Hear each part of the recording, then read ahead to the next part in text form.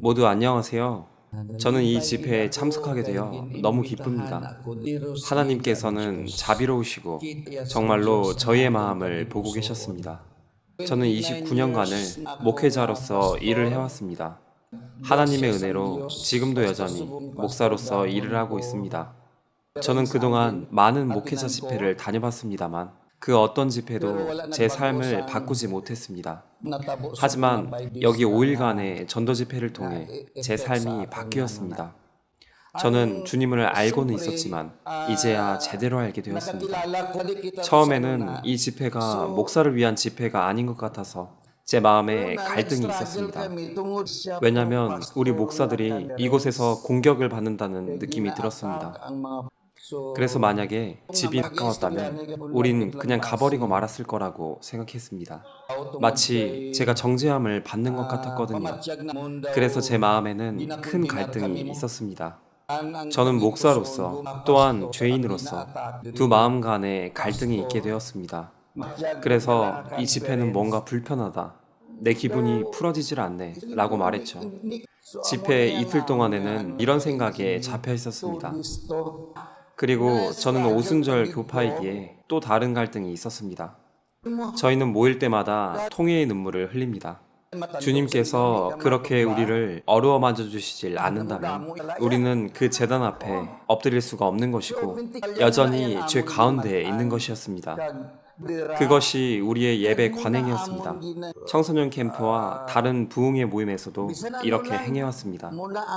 그리고 저도 그렇게 해왔습니다. 저희가 목회 때 하는 일이 주로 큰 소리로 우는 것이었습니다. 울고 또 울었죠. 그게 저희의 진실로 섬기는 방식이었습니다.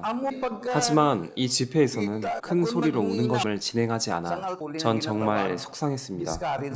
그럼 우리가 여기서 진정으로 해야 할 것은 뭘까?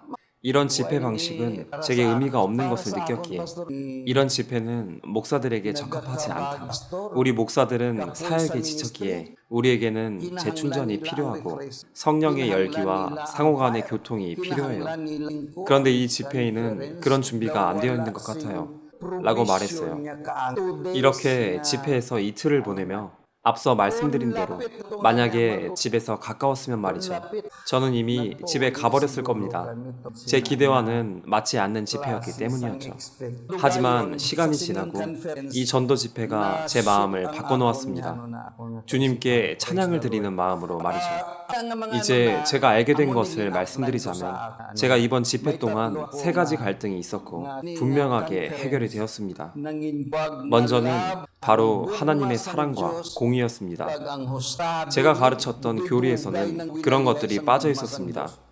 하지만 이곳에서는 모두 말씀하셨죠.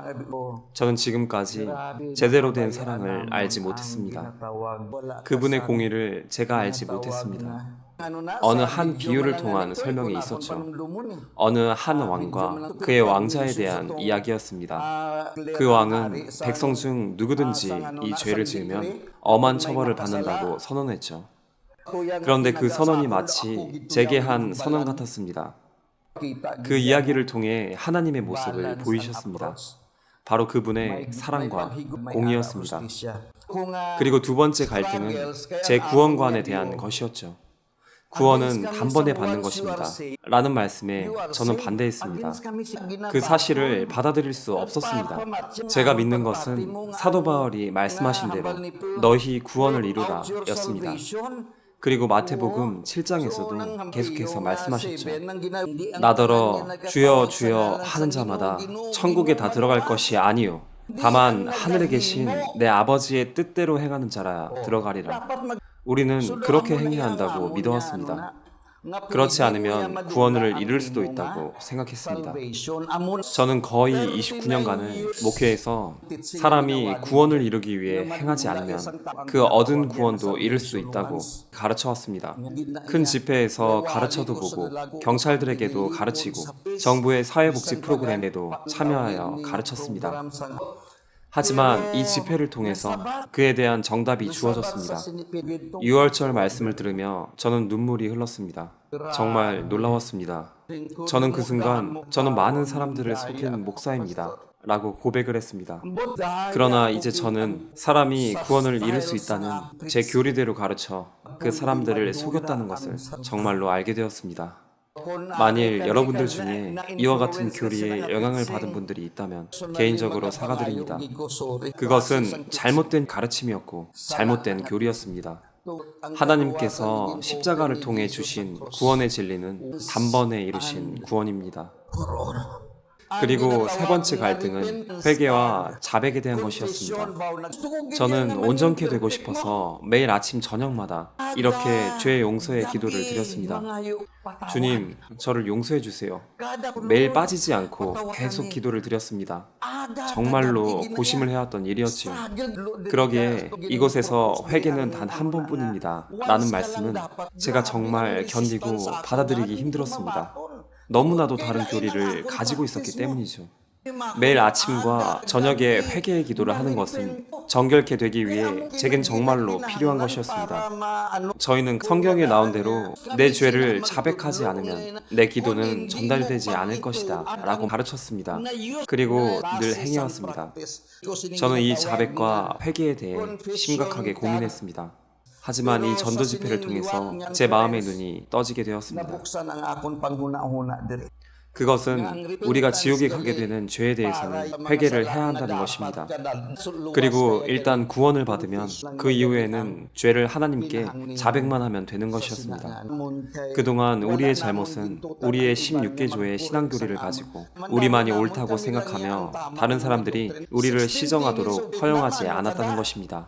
그렇다면 어떻게 해야 할까요? 이제라도 무너뜨릴 수 있을까요? 이렇게 믿어온 신앙의 계보는 너무도 강력했기에 우리는 이에 압도되어 왔습니다. 저는 그것을 배움으로써 그대로 받아들였고 그것을 가르쳐 왔던 것입니다. 그래서 우리는 이 교리가 옳다고 고수해야만 했습니다.